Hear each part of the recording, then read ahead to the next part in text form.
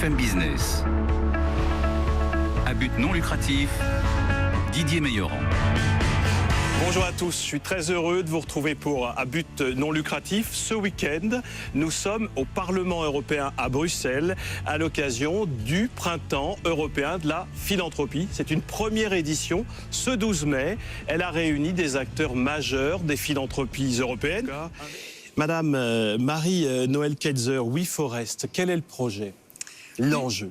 L'enjeu, WeForest est une association internationale basée en Belgique, en France, aux États-Unis et bientôt en Éthiopie.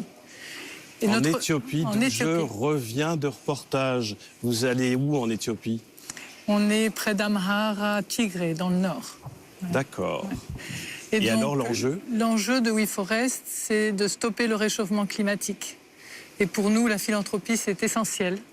Nous, grâce au réseau TGE, dont nous parlions à l'instant, nous bénéficions dans tous les pays d'Europe ainsi qu'aux États-Unis de la déductibilité fiscale pour les particuliers et pour les entreprises.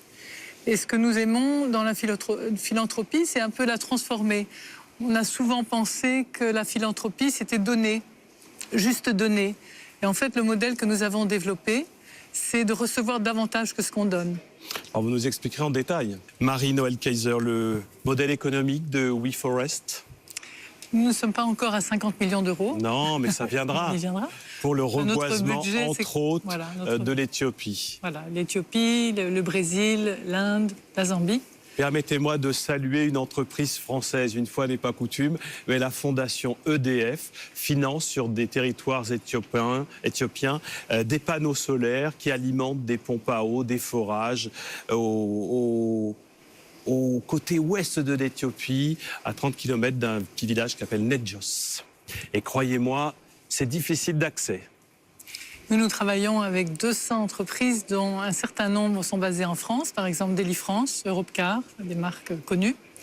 Donc notre modèle se base vraiment sur la participation des entreprises auxquelles nous proposons une solution facile pour stopper le réchauffement climatique. Donc comme le nom l'indique, WeForest, nous plantons des arbres, nous restaurons les forêts dégradées dans les pays du Sud. Quel est le budget global de WeForest? Donc le budget, c'est 2 millions d'euros. Collecté vers ces entreprises-là. 90% vient d'entreprises.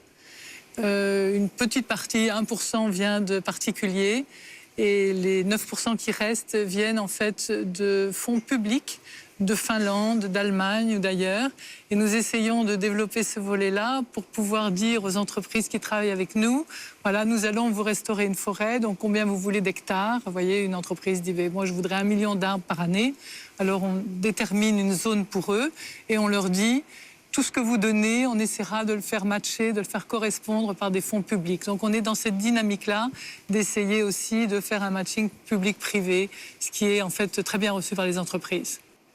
Marie-Noëlle Kayser, pour WeForest, la philanthropie, elle est appelée vers des questions d'environnement. On n'aura évidemment pas le temps d'aller au fond du débat, mais j'avais choisi 3 angles, les migrants, le chômage des jeunes, l'environnement, et ça touche plutôt là la solidarité internationale, c'est-à-dire quand l'Europe finalement a une démarche philanthropique ou quand des philanthropes européens ont une démarche pour pallier à des questions d'environnement. Je voudrais juste rappeler que on a parlé beaucoup de crise migratoire, c'est très lié à l'environnement. On sait par exemple qu'en Syrie, tout a commencé par une très grosse sécheresse. Et donc, il faut absolument remédier au problème à la source. Sinon, c'est intarissable. Et donc, vous parliez de solution, on a une solution. Elle est tellement simple que les gens sont souvent étonnés. Je vais vous donner une image. Si pour chaque boisson gazeuse d'une grande marque que je ne citerai pas, on dépensait 1 centime pour la reforestation, il nous faudrait moins de 3 ans pour stopper le réchauffement climatique. Donc ne me dites pas que ce n'est pas possible. Il y a une solution et l'arbre, c'est magique. Ce n'est pas seulement le climat, c'est l'eau, c'est résoudre la pauvreté parce qu'on crée des jobs pour des femmes dans des pays qui en ont besoin, c'est restaurer les sols pour l'agriculture, c'est créer des nuages pour refroidir la planète. Donc il y a toute une liste d'avantages. Et donc, nous, notre rôle, c'est de le faire savoir et de le faire à grande échelle.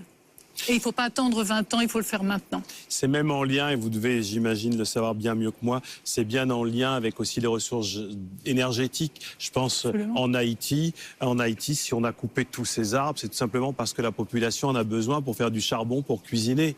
À la base, il y a à être dans une forme de solidarité avec un territoire pour qu'elle ait une conscience écologique. Est-ce que vous participez à ce type d'éducation? Vous parliez de territoire. Oui. Alors, c'est un point très très important. Si on allait dans un pays comme Haïti ou ailleurs, on n'est pas encore en Haïti, mais si on allait pour juste reboiser ce qui a été déboisé, on perd notre temps, on perd notre argent. Si on ne fait pas d'éducation, on ne fait rien. Donc une grande partie des ressources qui nous sont données, c'est pour l'éducation. C'est pour montrer aux populations locales qu'un arbre debout vaut mieux qu'un arbre coupé. BFM Business.